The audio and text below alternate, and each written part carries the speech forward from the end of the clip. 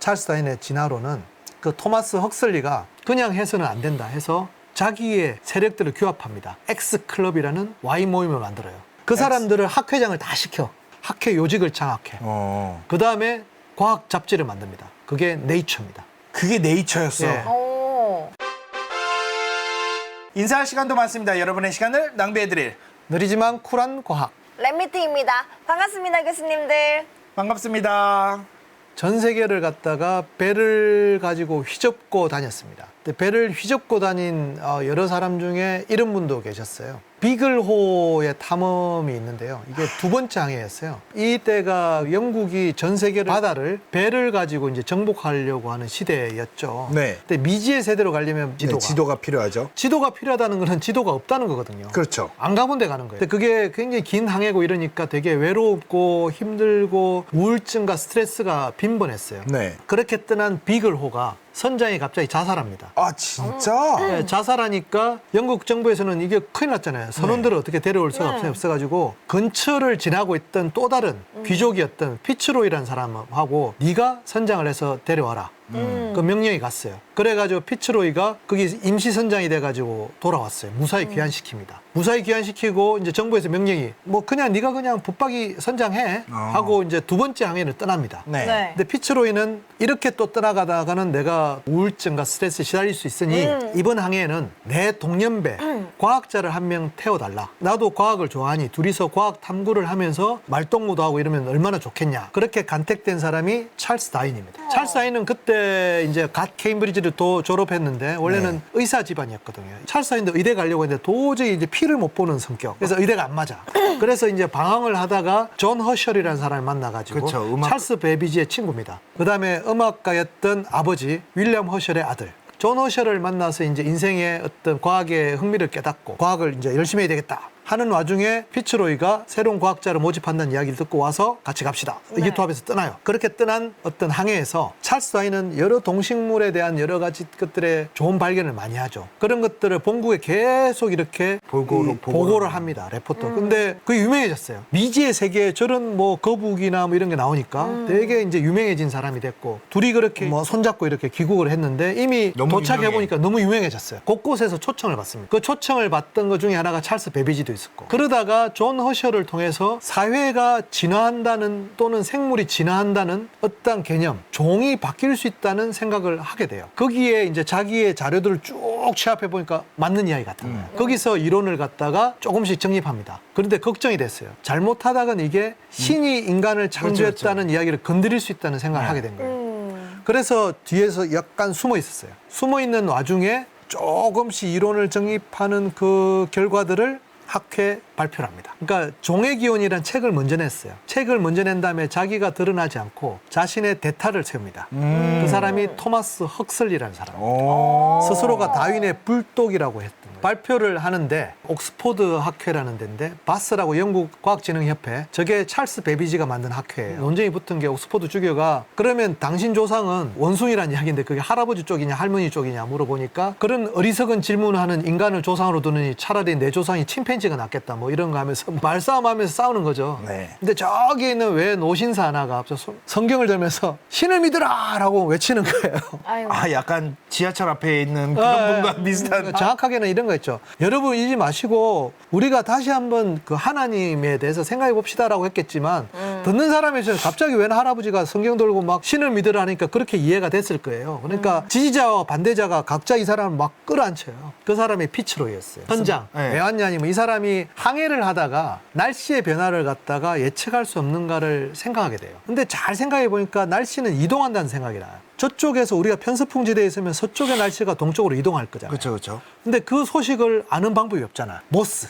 전신의 속도는 날씨의 이동 속보다 빠르다. 그런데 변화를 할 거잖아요. 근데 그게 기압과 관련이 있다는 생각을 해요. 이상하게 저기압이 있으면 폭풍우가 와. 그 생각을 이 사람이 그 기압계를 갖다 배에다가 설치를 또 정말 해요. 경험에 지으네요. 그 두 개를 갖다 계속 결합합니다. 그거랑 근처에 있는 기상도랑 다 결합을 해보면 되잖아요. 그래서 forecast라는 말을 씁니다. forecast, cast는 전파한다는 거예요. 네. prediction은 예측이거든요. 그쵸, 그쵸. prophesy는 예언이거든요. 이거는 과학이 해서는 안 되는 거예요. 근데 이 사람은 forecast, 과학적인 거는 확률적으로 그럴 법한 것을 미리 알려주는 그게 예보라는 겁니다. 그런 말을 써요. 실제로 써서 예보로 유명해져요. 그래서 영국의 그 폭풍우 피해가 굉장히 줄어듭니다. 그 사람이 이 사람이에요. 그 소위 말하는 기상학의 원조입니다. 그렇게 발표하러 왔는데 다윈 반갑다고 하려고 그러는데 갑자기 이상한 이야기가 오고 가니까 막 흥분해가지고 그렇게 된 거예요. 아이고. 근데 이제 그 다음에 영국 사회는 좌우로 분열해가지고 창조론, 진화론 막 이렇게 하니까 이 사람이 그다가 또 뉴질랜드 총독이 됐다가 사업 실패도 하고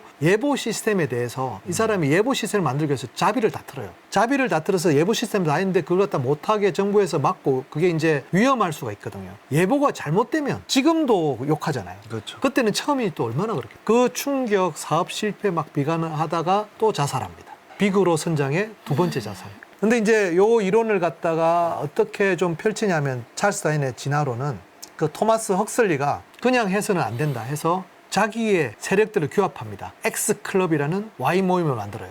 우리 편만 모여. 그 사람들을 학회장을 다 시켜. 그다음에 그 사람들끼리 모여가지고 무조건 우리 편을 위주로 학회 요직을 장악해. 그다음에 과학 잡지를 만듭니다. 그게 네이처입니다. 그게 네이처였어. 예. 오. 갑자기? 그걸 듣고 토마스 에디슨이 감명을 갖어요. 야, 과학 지식은 저렇게 해야 돼. 원래 혁명적인 지식은 바로 안 받아들이잖아요. 기반 시설부터 딱 다져놓고 딱 책으로. 그래서 토마스 에디슨이 만든 잡지가 사이언스예요. 왜 사이언스를 에디슨이 만들었다는 건 또 충격이네요. 나중에 그레이엄 벨이 후원하고 뭐 이러죠. 하여튼 뭐 그런 식으로 만들어집니다. 우리가 좋은 이론이 나오면 그때 뭐 예를 들어서 뉴턴의 중력 이론 나오면 다 받아들이냐? 아니거든요. 그럴 리가 없어요. 과학자들도 열심히 노력해야 됩니다. 자, 그러면 찰스 다윈은 요 종의 기원을 쓸 때 요 그림으로서 좀 생각을 해야 됩니다. 헉슬리의 손자가 올더스 헉슬리라고 멋진 신세계. 그렇죠. 그게 있고 사위가 존 콜리어라는 화가입니다. 존 콜리어가 이 그림을 그리는데 이 그림을 어떻게 그리냐면은 어떠한 사회 사업가가 요 그림을 의뢰를 했습니다. 고디바 부인에 대한 신화인데 어떤 거냐면 중세 영주가 있었죠. 그 영주가 가혹한 세금을 매겼어요. 그래서 그 부인이 제발 좀 세금을 낮춰달라. 그러니까 영주가 농담 반 진담 반으로 부인이 만약 나체로 마을을 돌아다니면 내가 한번 그래주겠다라고 하니 부인이 직접 저렇게 나체로 다녔다는 거예요. 어떤 뭐 중세 실화인지 어떤 신화인지 그렇게 했어요. 그 이야기는 뭐냐면은 종의 기원을 만든 저 파들의 기본적인 철학을 말해주는 거죠. 네. 모두가 잘 사는 세상. 근데 이 그림을 보면서 우리가 무슨 생각이 되냐면은 이때 다윈의 종의 기원을 쓰게 된 가장 큰 사회적 계기는 빈민법의 탄생입니다. 귀국을 해서 왔는데 영국 사회가 빈민법으로 분열해 있어요. 그런 사회 문제에 관심은 없었는데 빈민법이 뭐냐면은 멜서스 이론이라고 있습니다. 이제 약간 괴짜 경제학자인데 식량 증산은 산술적인데 인구 증가는 기하급수적이다. 그러니까 인구 증가가 너무나 폭발적이기 때문에 식량을 모두가 골고루 먹을 수가 없다는 거예요. 빈민법은 뭐냐면 그래서 식량을 나눠주면 안 된다예요. 그런데 요 존 콜리어나 이런 사람들이 이 그림을 그렸다는 거는 종의 기원은 여러 가지 해석이 가능한데 그중에 생태학적 해석이 있습니다. 생물학적 다양성. 굉장히 다양한 종이 평형을 이루는 어떤 것들을 많이 이야기해요. 어떠한 절대적인 지배적인 종이 무한정 종의 개체 수가 증가하느냐? 그렇지는 않다는 생각도 가지고 있는 것 같아요. 어떤 조화를 이루고 이런 사회가 많이 그려지는 거죠. 생태학적으로 본다면. 그런 어떤 사상적 배경이 빈민법 논쟁에서 뭔가 힌트를 얻었던 다윈이 그런 이야기를 많이 했거든요. 이런 책이 나오게 된 배경으로 설명을 하고 존 콜리어가 토마스 헉슬리의 사위인데 이런 그림을 또 그리기도 하고 그런 사회적인 배경도 우리가 한번 생각해 볼 필요는 있는 것 같습니다. 네. 왜 생물학적 다양성이 중요할까 생각해 보면 지금 조류독감이 왜 빨리 퍼질까? 닭 품종이 너무 네. 통일돼 있어요.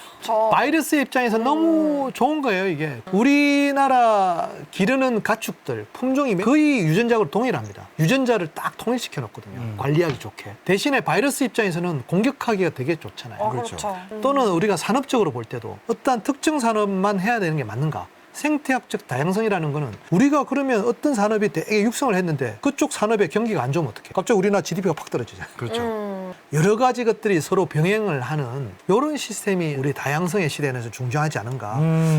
약간 종의 기원을 보면서 그런 생각을 좀 한번 할 수도 있는 그런 생각을 하게 됩니다. 그게 이제 엔트로피로 넘어갑니다. 자, 드디어 클라우디우스의 엔트로피란 말이 처음 나오는 그 책입니다. 근데 카나자와 공대. 또 카나자와 공대입니다. 와. 자, 아까 제가 말씀드렸죠. 칼로리 이론으로 설명을 하자면 네. 네. 지금 줄의 법칙하고 모순돼요. 그렇죠. 그러니까 켈빈하고 줄은 노력은 했으나 결정적으로 깨지지는 못했어요. 그때 클라우디우스라는 사람이 탄생합니다. 이 사람이 아까 마그누스 랩에 있던 그 사람이에요. 이 사람이 어떤 생각을 하냐면은 그러지 말고 칼로리가 없다고 생각하자. 그러면 그냥 열은 일과 똑같고 그래서 온도가 높은 곳에 낮은 곳으로 이동한다. 근데 그 나머지 높은 곳과 낮은 곳의 차이 있잖아요. 차이만큼이 일이라고 하자. 그러면 깔끔하잖아요. 칼로리를 빼면 되는 거예요. 네네네. 그러면 거꾸로 온도가 낮은 곳에 높은 곳에 스스로 그냥 자연적으로 가는 게 없다고 치자.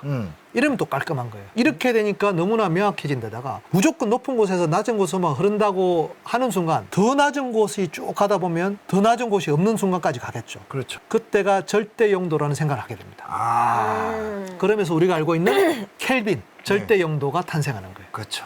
켈빈, 줄, 클라우지우스가 헬름홀츠랑 합시, 에너지 보존 법칙 모든 게 다 이제 열과 일의 동등성과 이게 싹 되니까 이제 연력학 법칙이 정립이 됐어. 이 사람은 여기서 한 발짝 더 나갑니다. 그러면 이렇게 되는데 이렇게 거꾸로 잘 안 가잖아요. 비가역적 과정이 있다는 거예요. 열이 솟아내 버리면 그 열을 주워 담기는 힘들잖아요. 네. 그렇죠. 그걸 뭐라고 설명할 것인가? 엔트로피라고 말합니다.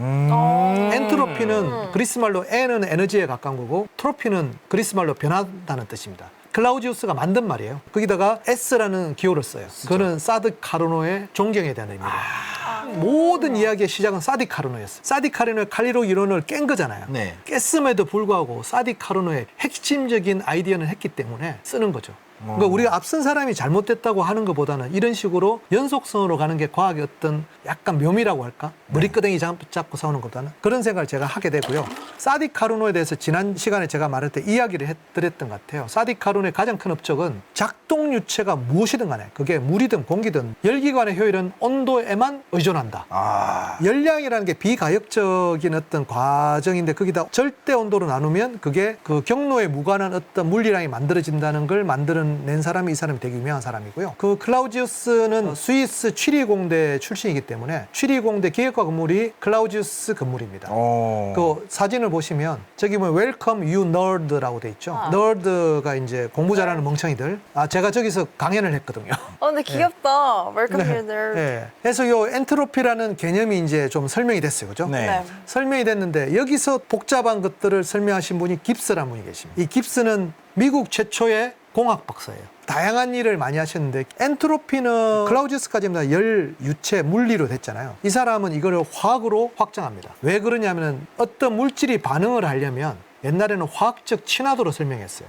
친화도 때문에 반응을 한다고 생각했어요. 근데 이 사람이 뭘 보여주냐면은 온도와 압력이 달라지면 반응을 안 하던 것도 반응을 하고 반응을 하던 것도 안 할 수가 있다는 거예요. 네네. 그러니까 화학적 친화도가 아니고 전혀 다른 식으로 표현할 수가 있는데 그걸 깁스 에너지라고 설명해요. 물이 만들어지려면 산소와 수소가 결합하면 되죠. 자, 산소와 수소를 갖다가 이렇게 상온에다가 섞어 놓으면 물이 안 됩니다. 뭔가 탁 쳐줘야 돼요. 그렇죠. 그 에너지가 필요한 거예요. 네. 그 에너지를 엔트로피로 유도해냅니다. 그걸 우리가 깁스 깁스 에너지. 에너지라 그러죠. 그렇게 반응이 일어나요. 근데 그러면 열을 안 주고도 반응하는 방법이 있기도 해요. 백금 촉매를 넣으면 바로 또 반응합니다. 그 온도와 여러 가지 환경들을 갖다 에너지의 견점에서 깁스 에너지를 엔트로피로 풀어내신 분이 이분이에요. 그래서 그걸 갖다 그림으로 다 그려요, 이렇게. 그러면 물질이 되게 복잡해져요. 우리가 이제 물리하시는 분들이 화학을 싫어하는 게 너무 복잡하거든요. 근데 이 사람은 그걸 갖다가 굉장히 그래피컬하게 설명을 해서 이 그림을 누구한테 보냈냐? 맥스웰한테 또 보내요. 맥스웰은 저 그림을 바로 이해해서 저 그림을 3차원으로 석고로 만듭니다.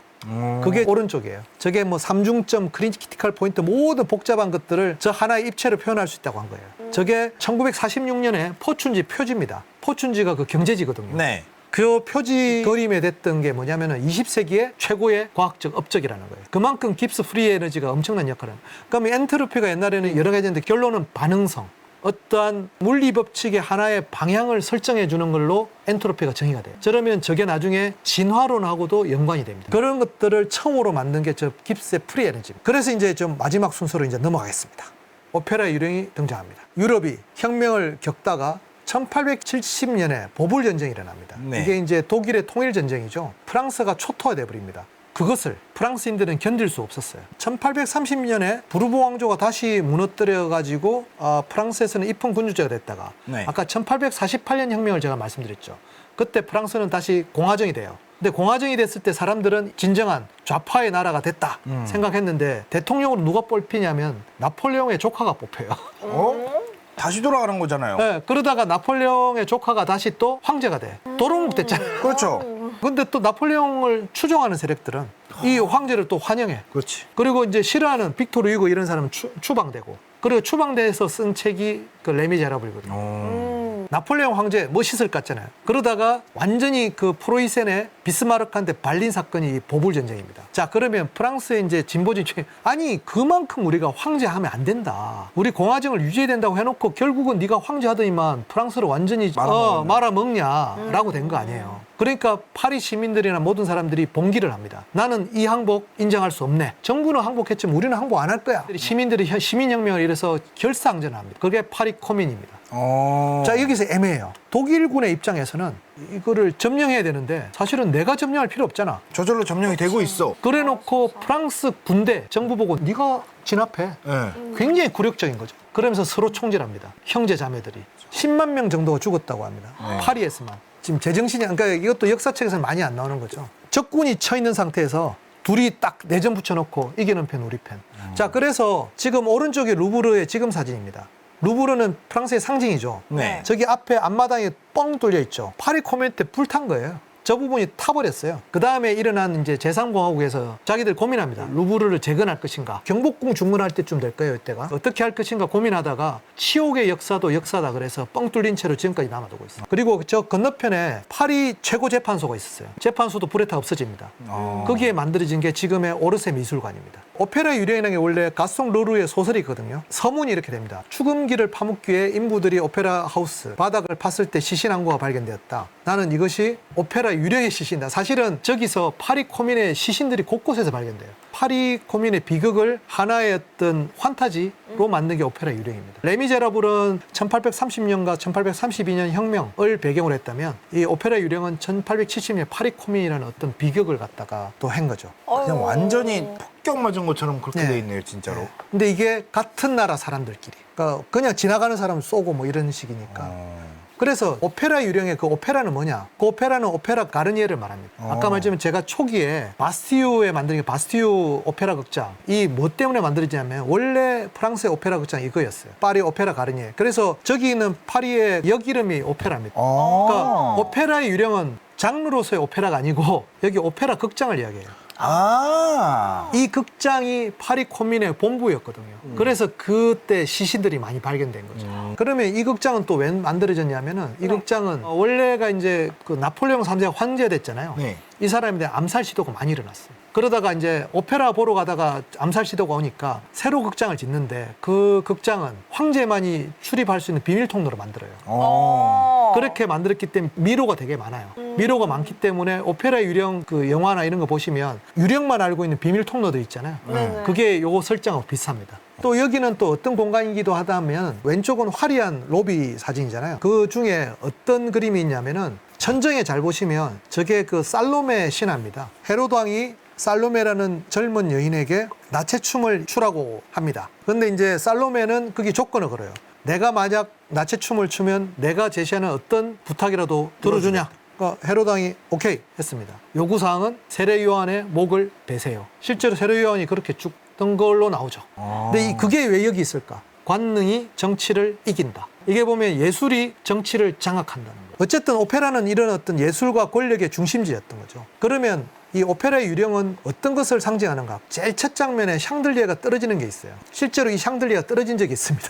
그리고 오른쪽에 보시면 황제가 앉는 자리 옆에 보면 자세히 보면 오페라 유령이라고 되어 있어요. 팬텀 뭐 이렇게 돼 있을 겁니다. 저희 그 오페라 가르니에는 저게 유명해졌기 때문에 지금 저기서 이 상품으로 팔고 있는 거예요, 지금. 오페라 유령의 무대가 됐습니다라고 하는 건데 얼마나 여기가 이제 자세히 설명되냐면은 뮤지컬 보시면 지하에 호수가 있죠. 배 타고 막 가잖아요. 실제로 여기에 저수지가 있습니다. 이 오페라 건물 지하에 저수지가 있어서 초기에 공사를 하다 보니까 물이 자꾸 오는 거예요. 그래서 이 건축가는 그걸 갖다 물을 막지 말고 호수로 쓰자고 했어요. 지금 저 거대한 오페라 극장 지하가 지금 호수입니다. 지금 보면 파리 소방관들의 비상훈련할 때 써요. 또 하나는 추궁기를 위해 인부들이 뭔가 벽을 폈을 때 시체가 발견됐다고 했잖아요. 네네네네. 실제로 추궁기를 묻었어요. 100년 전에. 그 밀레니엄 이런 거 해주고 100년 뒤에 개봉하는 조건으로. 이때 오페라 스타가 엔리코 카루소 이런 사람들이 있었거든요. 네. 그 사람들의 음반을 갖다 거기 묻었어요. 실화를 이용한 거죠. 1907년에 물었던 걸 2007년에 그 다시 열었거든요. 네. 유령은 발견 안 됐다고. 네. 뭐 이런 것들이 다 엮여져 있어가지고 굉장히 시대의 비극과 여러 가지 시대상을 다 반영했다고 보시면 될 것 같아요. 빅토르 위고는 그때 피신해 있었어요. 파리 콤민을 너무나 안타까워 여겨가지고 네. 잔혹한 해라는 시집을 내요. 12세 소년이 체포돼 왔대요. 그 진압군이 이렇게 말합니다. 너도 한 패지. 우리들은 친구입니다. 너네 총살하겠다 하니까 그 소년이 이렇게 말해요. 내 시계를 어머니에 주고 오겠다고. 아, 너 거짓말이지? 아닙니다. 저는 틀림없이 돌아가겠습니다. 그리고 도망치라고 했는데도 그 소년이 왔어요. 와고 나는 이곳을 떠나지 않을 것입니다. 라고 하니까 저항은 수치를 부른다. 그래서 장교는 놓아주었다. 무엇이 너를 이 전투에 끌어들였는지 하지만 나는 말한다. 아무것도 모르는 너의 마음이야말로 가장 기품 있는 마음이었음을. 이런 거였어요. 그때. 그렇네요. 파리 코민이. 그리고 위고는 이런 시를 발표했으니까 벨기에의 위고의 집에 사람들이 몰려서 돌파매질을 합니다. 그것도 나와요. 무서운 밤이라는 시가 있어요. 사람들이 몰려들어서 돌파매질해서 위고는 아들이 그때 급사했거든요. 그래서 손자, 손녀를 집에 데리고 있었는데 애들이 돌파매질 유리창이 깨지고 그러니까 애들을 품에 안고 숨어 있는 거예요. 밤새 떨고 있는 거예요. 근데 박혀를 내다보니 경찰이 보고만 있었다. 대문호가 저런 취급을 받는 거죠. 네. 그럼 내전을 또 어떻게 극복하는가? 자유의 신상이 어떻게 만들어지냐면은 프랑스가 선물한 겁니다. 프랑스가 어떻게 선물하냐면 네. 링컨 대통령 때문에. 미국의 남북전쟁이 사실은 어떻게 보면 그때 공화당이 처음 만들어져요. 그때는 공화당이 진보주의 정당이었어요.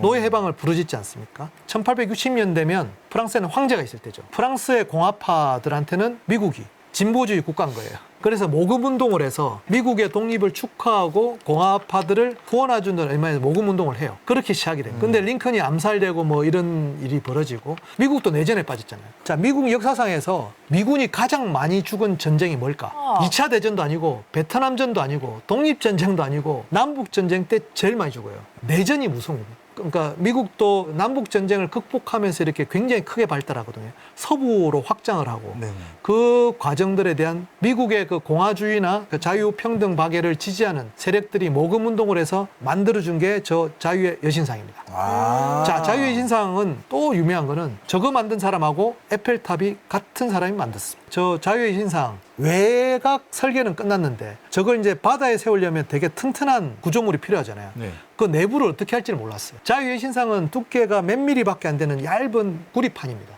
근데 그걸 갖다가 안에 내부에 어떤 구조물이 필요할 때 어떻게 할지를 몰랐을 때 에펠이 등장합니다. 에펠에 동업한 사람이 퀘클랭이라는 사람이 있어요. 인체의 구조를 철골에 쓰자는 말을 해요.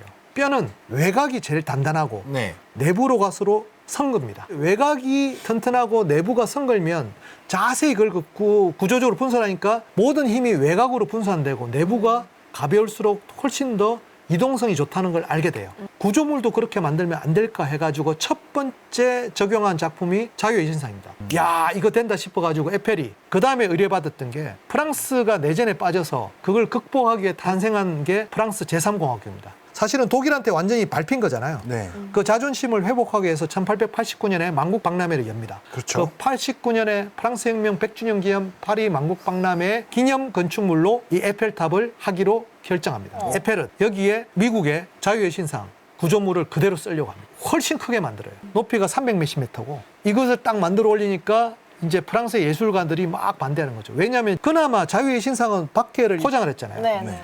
얘는 이제 철골이 된 거예요. 뼈대가 노출된다는 흉측하잖아요. 되게. 네.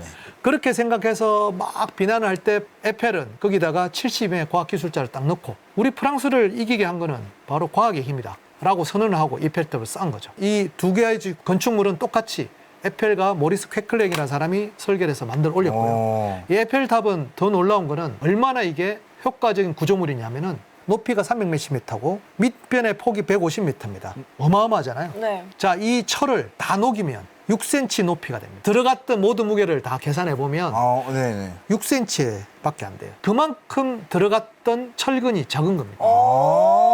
인체를 모방했기 때문에 만들 수 있는 그 구조공학의 최첨단입니다. 우리가 이런 철골 구조 우리나라 잘 써요. 지하철 3호선, 9호선이 통과하는 고속터미널역 아시나요? 원래 기존에 3호선이 있었죠, 먼저. 거기다 9호선을 쌓거든요. 네. 그 9호선이 3호선 터널에 15cm 위에 있습니다. 그 구조물을 우리가 만든 거예요. 세계에서 토목공학계에서 가장 큰 상이 브루넬 상입니다. 브루넬. 아까 말했던 브루넬. 그 브루넬 메달을 수상한 게 고속터미널역이에요. 우리가 철고를 그렇게 잘 써요. 이게 과학의 힘이에요. 와, 오늘 이제 우리가 1830년부터 1870년을 했는데 네. 프랑스에서 공화정이 실시된 지 몇 년이나 될까? 1789년이 딱 돼서 자유평등 방해로 민주화가 된 것 같은데 16년밖에 안 돼요. 에펠탑이 탄생하는 요 시기가 1870년에 탄생한 제3공화국이거든요. 제3공화국이 나치가 점령할 때까지 70년을 지속합니다. 그런데 지금 프랑스는 뭔지 아세요? 지금 프랑스는 제5공화국 1958년에 시작했어요. 지금 제5공화국은 65년밖에 안 됐어요. 참 이게 프랑스가 민주주의 나라 같은데 안 됐잖아요. 그럼 우리나라는 1919년에 3.1운동 이후에 대한민국 임시정부가 만들어졌을 때 네. 헌법 제1조 대한민국은 민주공화국이다. 이제 1919년에 만들어진 다음에 우리가 해방될 때 재헌의회, 그 다음에 우리나라도 쿠데타가 있죠. 쿠데타가 있고 여러 가지 군사정권에서 단 한 번도 헌법 제1조 대한민국은 민주공화국이다. 이 정확은 단 한 번도 안 바뀌었습니다. 대한민국 공화국은 어떻게 보면 104년쯤 된 거죠. 제가 생각할 때는 우리도 꾸역꾸역 나아가는 중이고 그 과정에서도 과학자들은 여전히 자기 중심을 지키면서도 문화에 또는 과학에 또는 사상과 많은 것들의 어떤 밝은 면을 많이 보여줬고 또 그렇게 우리가 패러데이 같은 사람이 양초하나를 딱 켜면서 어린아이들한테 그런 것들이 희망을 받기 때문에 종애기원 같이 생태학적 다양성을 가지고 우리가 좀 다른 면을 볼 수 있다는 생각을 하고 뭐 그런 여러 가지들을 1830년과 1870년가의 사이에서 수많은 사건들을 통해서 우리가 하나의 교훈을 얻는다면 그런 게 있지 않을까 싶습니다. 인사할 시간도 많습니다. 여러분의 시간을 낭비해드릴 느리지만 쿨한 과학. 랩미팅이었습니다. 감사합니다, 교수님들. 감사합니다.